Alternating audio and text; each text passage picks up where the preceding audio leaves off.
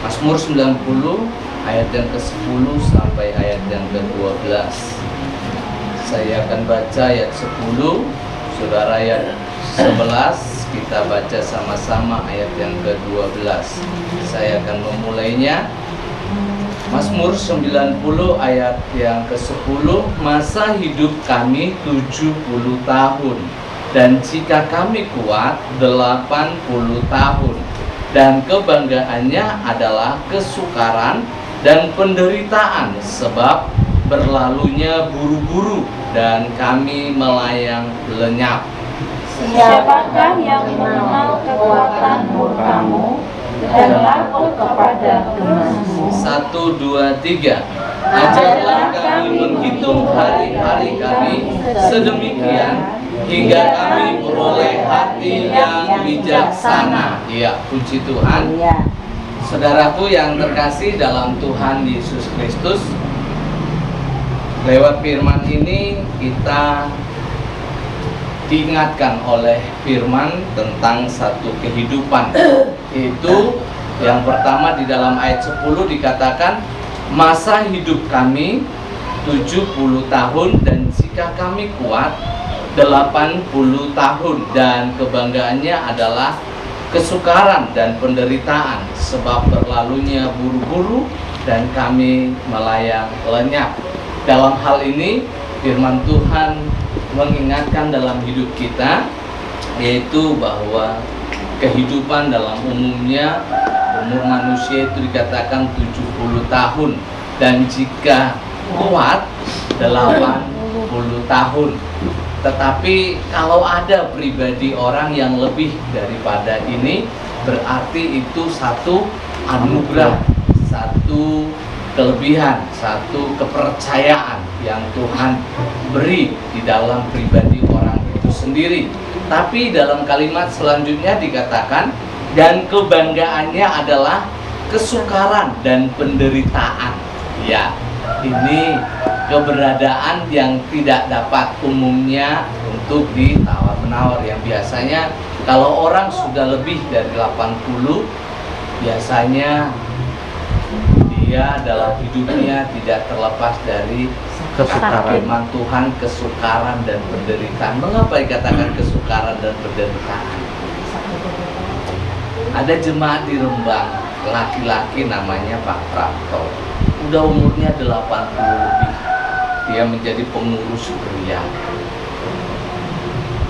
tetapi dia masih sehat. Dia kalau pergi ibadah ikut terus, sampai doa pagi dia ikut. 80 lebih, 80 tahun naik sepeda. Tetapi sekalipun kalau dilihat ketika dia naik sepeda masih kuat, ikuti ibadah rumah tangga dia hadir, beston dia hadir, ibadah umum dia hadir, ibadah pria, setiap kali saya pelayanan pria di sana dia ikut hadir. Tetapi dia katakan, maaf, waktu saya pas pelayanan pria di situ, maaf kalau saya ini terkadang sudah kadang pikun. Kadang dia kalau dilihat sehat ya, tapi dia bilang, maaf kalau saya kadang pikun, lupa. Kadang sesuatu hal yang apa saya omongin itu lupa, katanya. Itu padahal udah kondisinya sehat. Kadang ada orang kalau sudah umur sedemikian biasanya mau makan aja sukar. Terkadang keras sedikit dia giginya main bola ya.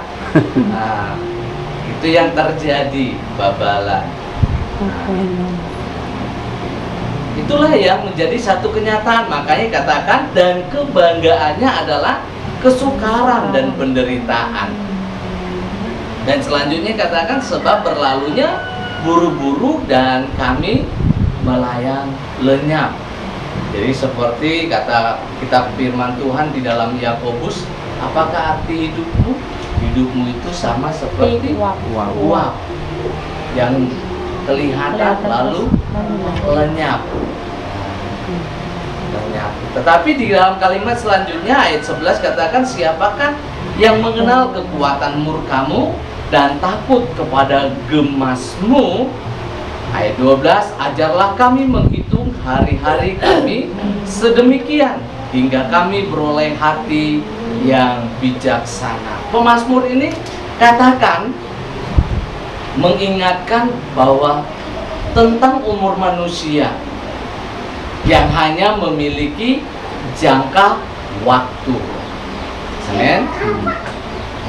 Dan firman Tuhan katakan di dalam dunia ini manusia tidak terlepas nanti akan menghadapi kematian. Amin. Semua pasti katakan aku nanti ke depan pasti akan mati.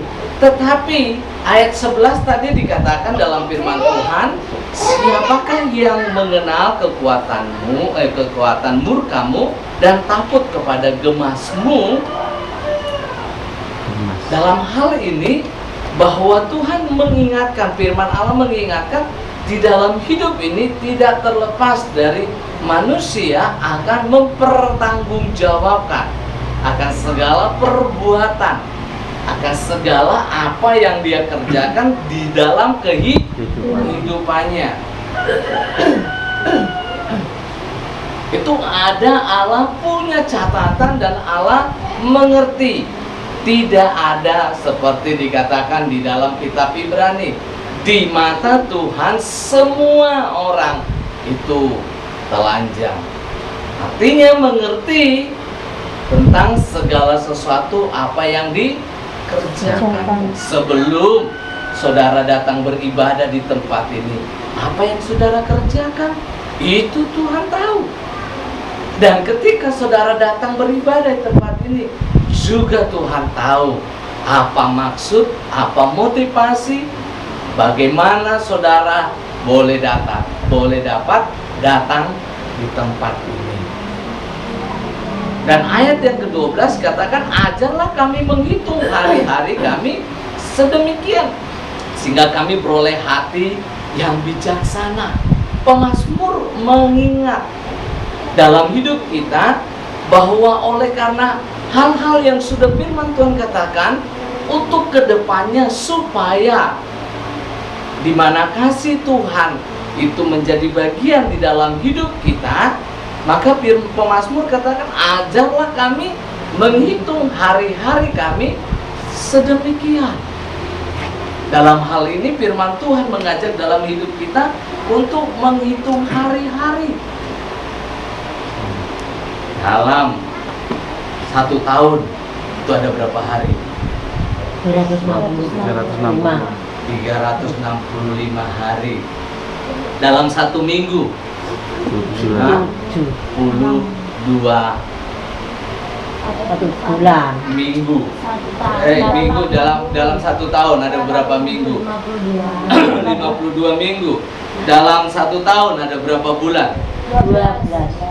12 bulan. Nah, ini menghitung-hitung secara matematika ya. Tetapi menghitung hari-hari itu dikatakan di dalam Mazmur 90 ayat 12. Kalau kita melihat di dalam arti yang sesungguhnya dalam kalimat atau pengertian menghitung itu adalah menimbang, mempersiapkan atau mengatur. Itu pengertian daripada menghitung. Jadi bukan hanya menghitung begitu saja dalam 1 tahun berapa hari, di dalam 1 tahun berapa minggu, di dalam 1 tahun berapa bulan. Bukan hanya menghitung demikian saja, tetapi ketika kita sudah mengerti 1 tahun itu ada 365 hari, 1 tahun ada 52 minggu, 1 tahun ada 12 bulan. Berarti kita diajar untuk mengatur di dalam hal yang sudah ditentukan ini. Kalau di dalam gereja Kaliorini 1 minggu berapa kali ibadah? 1 kali. Berarti 1 tahun berapa kali kita ibadah? 52 kali. 52 kali. Nek ora bolong, Pak. Itu nek gak bolong. Nek bolong, karek dikurangi. Iya toh? Iya. Dalam 1 tahun 365 hari itu cuma 52 kali kita datang berbakti bersama-sama di dalam persekutuan. Berapa persen dari hal itu? Ini yang diartikan menghitung, yaitu mengatur atau menimbang. Wah, berarti sedikit sekali aku kasih untuk Tuhan. Iya toh? Apalagi kalau ada yang bolong. Kadang 1 bulan itu bolong semua. Wah, udah kurang 4. 52 kurang 4, 48. Aduh. Jumpa lagi minggu 4 bulan ke depan, bolong lagi 1 bulan. Wah, sudah berapa?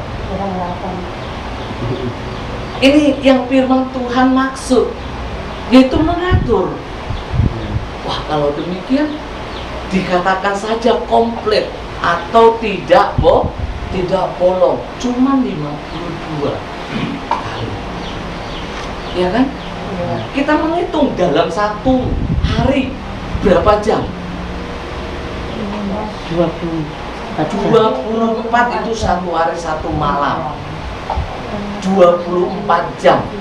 Di dalam 24 jam itu berapa jam yang kita kasih untuk Tuhan? Berapa jam saudara baca Alkitab?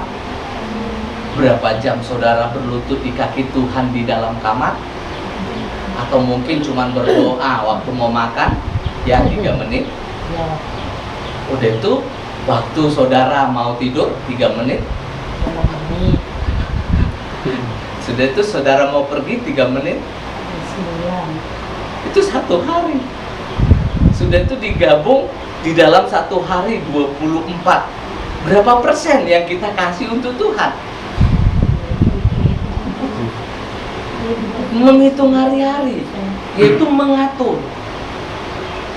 Lah, kalau sekian persen kita kasih untuk Tuhan, saya mau tanya, pantas enggak? Secara logika, pantas enggak kita minta sama Tuhan, Tuhan, kasih dong Tuhan berkat-Mu untukku. Nah, kita main hitung-hitung sajalah dulu di perusahaan. Sekian jam, terus kita duduk-duduk 1 jam di perusahaan. Pecat, Pak. Wah, datang pengawas. Kamu saya apa skor? Iya tak? Ada nggak pernah Tuhan katakan demikian? Tidak. Itu. Jadi pemazmur mengajar, karena apa?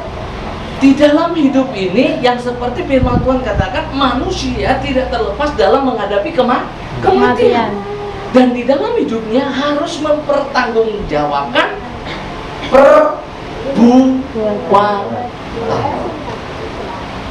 Tidak terlepas juga untuk saya sebagai hamba Tuhan. Bukan saja saudara, tapi saya juga dituntut pertanggungjawaban. Dan di dalam hal ini kita mau belajar akan firman Tuhan. Kalau firman Allah tadi katakan menghitung hari-hari, ayat 12b-nya dikatakan apa? Hingga kami beroleh hati yang bijaksana. Apa itu bijaksana? Berhati yang pandai. Oh iya, kalau begitu aku mau lakukan sesuatu, ya tak? Aku mau lakukan yang lebih baik, ya kan? Saya kemarin terus terang, karena anak saya yang 2 tukaran Ike sama Esther. Yang satu sudah nangis, yang satu masih ganggu, itu mau berangkat sekolah. Setelah itu yang satu harus saya pukul. Pukul nangis. nangis. Setelah itu saya panggil, sini, tahu kenapa saya pukul?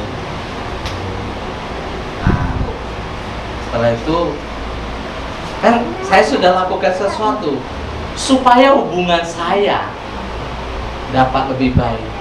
Saya lakukan sesuatu, saya beri sangu lebih besar. Dia langsung dia cium saya, pipi kiri, pipi kanan, dia pergi dengan sukacita. Sapu yang putus. Sudah selesai. Sapu dari dicuri. Iya toh? Demikian juga dalam hidup kita, menghitung hari-hari supaya kita lebih bijak. Kita lakukan. Ya, nggak salah tuh kalau seumpamanya kita katakan Tuhan. Apalagi apakah harus ada peristiwa sesuatu hal, mungkin kita dibegal, baru nanti selamat, baru kita bilang Tuhan, Kau baik Tuhan, aku lepas dari begawan Tuhan. Hah? Kalau nggak dibegal, kita nggak mau katakan Tuhan Yesus baik, Engkau sungguh baik, Kau sungguh luar biasa. Padahal kok dihitung dari hari-hari, nggak ada perbandingannya, ya toh? Iya. Padahal Allah itu selalu memberikan yang terbaik dalam hidup kita.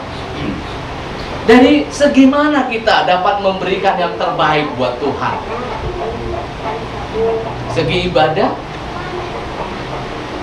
Dari segi memuji Tuhan? Nah ini yang kata firman Tuhan, untuk menghitung hari-hari supaya kita lebih bijak, lebih bijaksana, lebih cakep. Oh iya, aku punya kekurangan. Kepada Tuhan, aku kurang kalau aku banding-bandingkan. Nggak ada, nggak pantas aku. Kalau dikatakan aku mendapatkan anugerah itu nggak pantas, ya toh? Aku orang yang berdosa satu. Tuhan kasih pengampunan lewat darahnya. Siapa kita ini? Kok dikasih pengampunan? Tapi dia menganugerahkan. Dan dikatakan juga dalam 1 Korintus pasal 1 ayat 9, dia selalu setia. Dia ada selalu dalam hidup kita. Tetapi kita ada tidak selalu ingat akan Tuhan. Tidak ada perbandingannya, bukan? Iya. Oleh karena itu di dalam hal ini, lewat kebenaran firman, kita mau untuk menghitung hari-hari. Artinya dikatakan dalam firman Tuhan, yaitu mengatur di dalam kehidupan ini. Yang pertama, yang menjadi satu renungan buat kita, seperti kata firman Tuhan, menghitung hari-hari. Yang pertama, apakah kita sudah menggunakan waktu yang baik di dalam setiap hari? Waktu yang baik. Coba kita belajar firman Tuhan. Kita buka di dalam Efesus 5 ayat 16. Efesus 5 ayat 16. Efesus 5 ayat 16. Mulai dari Bapak Lukas bacakan, tolong Pak Lukas. Efesus 5 bergilir terus. Efesus 5 ayat 16. Efesus.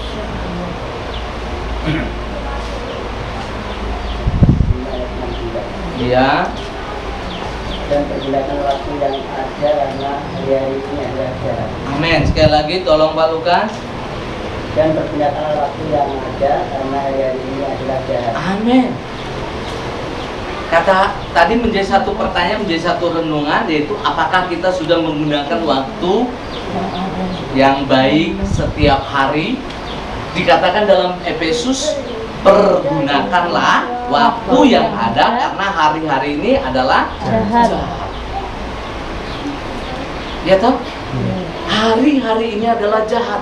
Kalau kita tidak dapat mempergunakan waktu yang ada, kita akan masuk terjerumus di dalam kejahatan. Nah terus cara mempergunakan waktu yang ada itu bagaimana caranya? Ada firman yang menjadi satu kebenaran di dalam hidup kita. Iblis itu setiap harinya selalu ingin memangsa saudara, memangsa saya. Coba kita belajar lagi dalam Lukas 14. 1 Petrus dulu, 1 Petrus 1. 1 Petrus pasal 1. Kita baca ayat yang ke-14.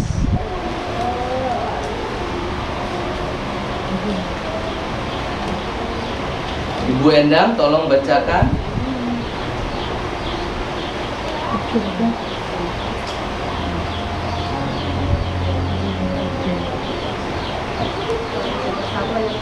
Empat belas. 14.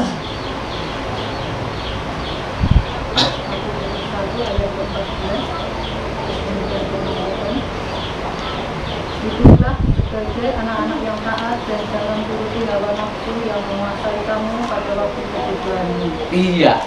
Tadi dikatakan pergunakanlah waktu yang ada karena hari ini adalah hari yang jahat. Bagaimana mempergunakan waktu yang ada? Ayat 14 katakan dalam 1 Petrus pasal 1, hiduplah sebagai anak-anak yang taat dan jangan turuti hawa nafsu yang menguasai kamu pada waktu kebodohanmu. Artinya hiduplah sebagai pribadi yang taat. Jangan ikuti hawa nafsu. Hawa nafsu itu sama dengan mengikuti keinginan daging. Waktu lapar, lihat ada buah orang. Wih, saya kemarin ada di daerah sawah sana. Di sawah sana ada ditanam melon. Ada anak-anak baru pulang sekolah. Pulang sekolah dia udah salin. Lewat lagi dia dari jalan sawah sana. Anak-anak ini kok lewat aja. Udah lewat arah ke melon sana, dia balik lagi.